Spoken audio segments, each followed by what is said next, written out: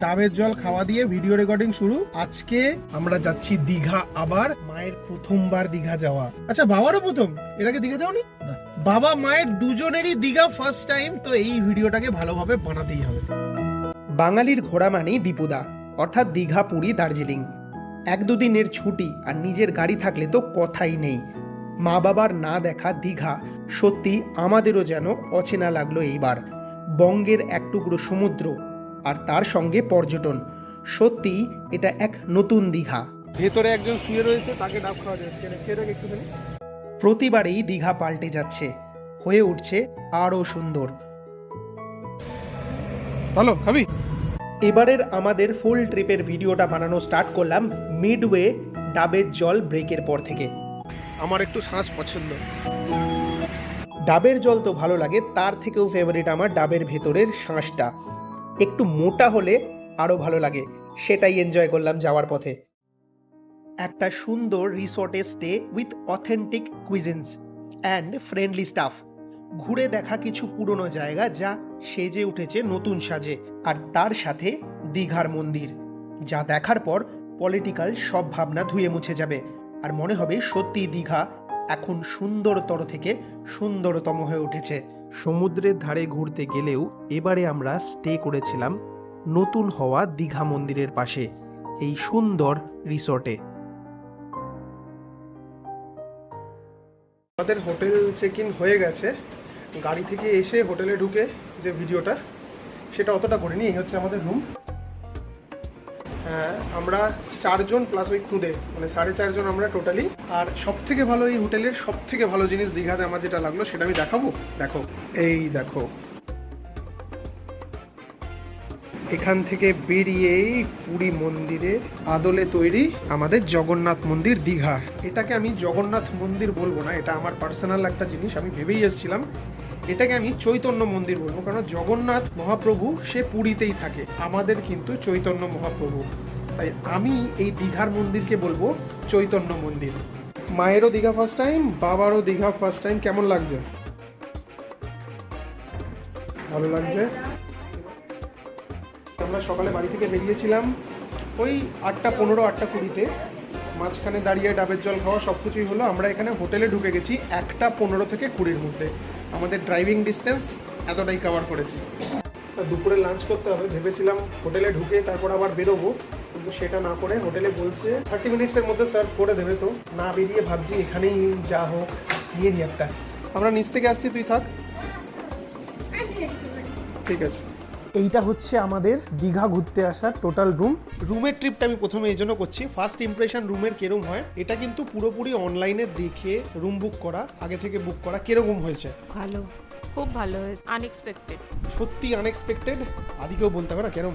খুব ভালো। রুমটা খুবই ভালো। এর সাথে মিনি ফ্রিজ আছে একটা, এখানে একটা কেটলি দিয়েছে। ওয়েলকাম কিটে 2টো দিয়েছে, যেহেতু আমরা 4 জন আছি। 2টো ব্রাশ, পেস্ট, চিরুনি, একটা ময়েশ্চারাইজার এরকম টাইপের কিছু হয় সেগুলো দিয়েছে। এসি। আর সব থেকে বড় জিনিস যেটা, সেটা আমি দেখাচ্ছি। এই যে রুমটা, এর মধ্যে 2খানা ব্যালকনি আছে। একটা হচ্ছে ওপেন ব্যালকনি, এই সামনে যেটা দেখছো এটা হচ্ছে ওপেন ব্যালকনি, এটা বন্ধ করে দিলে রুমের মধ্যে। আর একটা হচ্ছে ক্লোজ ব্যালকনি, ওই যে এইখানের পুরো এগুলো পর্দা দিয়ে ঢাকা। যখন প্রচন্ড গরম, এসির মধ্যে বসে এই জানলাটা যদি খুলে দাও, 4-5টা থেকে পেয়ে যাবে, খুলে দেওয়া যায়। এখান থেকে ডাইরেক্ট যে ভিউটা পাওয়া যায় সেটা হচ্ছে এখানের চৈতন্য মন্দিরের।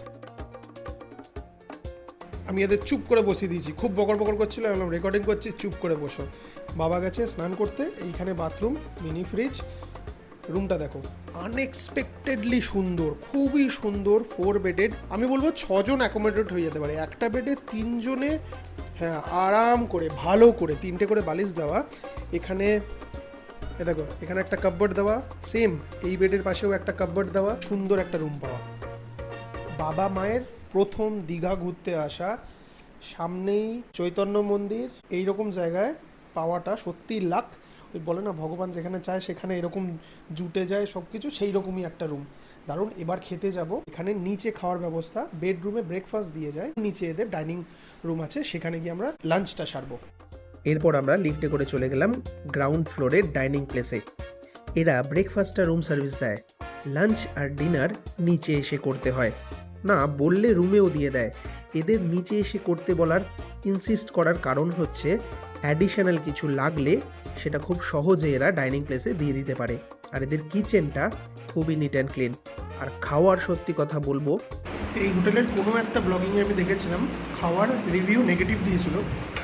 আমি একটা কথা বলবো, এখানে এই প্রথম ফার্স্ট দুপুরে এসে ভেজ থালি নিয়ে খাচ্ছি, ডাল বাঁধাকপি, এত সুন্দর খাবার হয় না, এতটাই সুন্দর। খাওয়া দাওয়া করে এসে এবার একটু রেস্ট হবে, বিকেলে যাওয়া হবে চৈতন্য মন্দিরে। খাওয়ারটা কিরম ছিল তার রিভিউ বাবার থেকে। ফার্স্ট ক্লাস খাওয়া, এঁচোড়ের তরকারি, আলু পোস্ত, চাটনি, ডাল, পটলের তরকারি, পাঁপড় ভাজা, যেটা আমরা রয়েছি এখানে যদি খাও একবার, আমরা অ্যাভয়েড করছিলাম, বাট এখানে একবার খাওয়ার পর আমার মনে হয় না অন্য কোথাও আর খাওয়ার কথা ভাববে। এটা ফার্স্ট ডে লাঞ্চটা করে আমার এটা বাবারও সেম মত, সবাই একটাই মত, এখানে খেলে আর বাইরে কোথাও খেতে হবে না। আমরা রাত্রিরে ডিনারের জন্য এখানে অর্ডার দিয়ে দেবো, ডিসাইডেড। এবার একটু রেস্ট, ঘুম হবে, বিকেলবেলা গিয়ে কারণ সকালবেলাতে আবার মন্দিরে যেতে হবে। তখন তখন একটু দেখবো, ঘুরবো, সমুদ্রের ধার দিয়ে একটু যাবো, ঘুরবো, এই কাজ। আর ঘুম থেকে উঠে আবার চলো বাই। দীঘার প্রতিটা হোটেল এবং রিসর্টের থেকে এই রিসর্টটা আলাদা, শুধুমাত্র এই ভিউটার জন্য। সকাল দুপুর বিকেল রাত্রি যখন যত খুশি দেখো ততই মুগ্ধ হবে।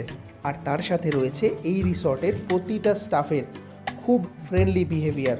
খাওয়ার এত টেস্টি যে অন্য কোথাও আর যেতেই মন চাইবে না। আর এত সুন্দর একটা lawn specially for kids and elderly. আর প্রতিটা room very neat and clean. দেখে একটু কিরম লাগছে না? আজকেই এসে দীঘাতে পৌঁছেছি, দুপুরবেলা খাওয়া দাওয়া একদম নর্মাল এখানে এসে। বাট যেটা হয় বয়সকালে রাস্তাতে ডাব খেয়েছে, কিছু না কিছু হয়ে অ্যাসিডিটি হয়েছে বা যাই হোক, শরীরটা খুব আনইজি ফিল করছিল। পালস রেট পৌঁছে গেছিল 125-এ, এখন নর্মালাইজ, মানে টেনশন হয়ে গেছিল। ঘুরতে এসে না বাবার ভালো লাগছে না আমাদের কারোর ভালো লাগছে, শরীর ঠিক থাকলে সব ভালো। প্রথমবার দীঘা এসে একটা ছোট্ট করে টেলার আনইজিনেসের এখন ঠিক আছে, এখন হার্টবিট আবার 70, নো ইস্যু।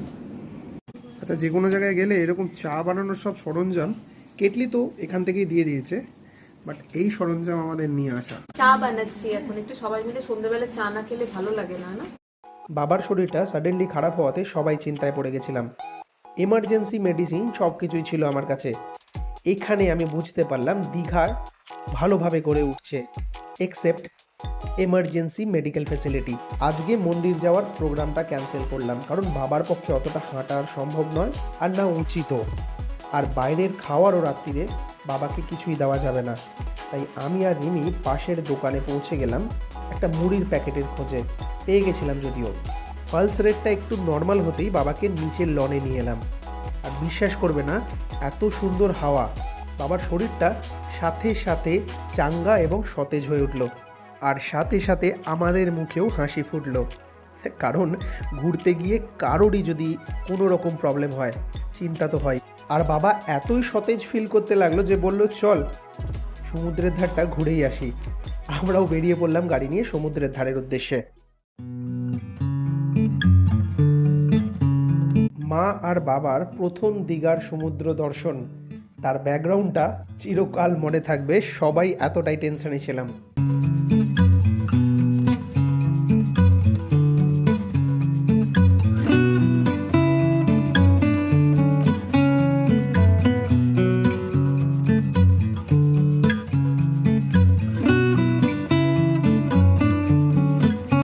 বাবা মা ফুল ফ্যামিলি দীঘা ঘুরতে এসে এইরকম একটা লোকেশনে রাত্রির মোটামুটি 11:30 বাজে।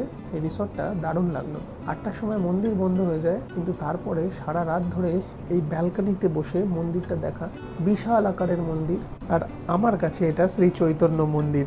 ভালো লাগছে সমুদ্রের ধারে বসে সমুদ্র দেখা, একটা আলাদা অনুভূতি। কিন্তু এই রিসর্টে বসে এই চৈতন্য মন্দির দেখা সত্যি একটা সুন্দর অনুভূতি। শান্ত পরিবেশ, কোনো আওয়াজ নেই, কিছু নেই। আমার বেশ ভালো লাগছে। ফুল ফ্যামিলিরও এটাই মতামত, দীঘা যখনই আসবো এইখানে থাকবো, কারণ সমুদ্রে চান করা আর তারপরে গিয়ে 1-2 ঘন্টা কাটিয়ে আসা ছাড়া দীঘার সমুদ্রে আর সেরকম কিছু করার নেই। কিন্তু এইখানে বসে জমিয়ে আড্ডায় ঘন্টার পর ঘন্টা কাটানো যায়, সারা রাত কাটিয়ে দেওয়া যায়। সারা দিন কাটিয়ে দেওয়া যায়, এত সুন্দর। পারলে তোমরাও এসো এখানে একবার।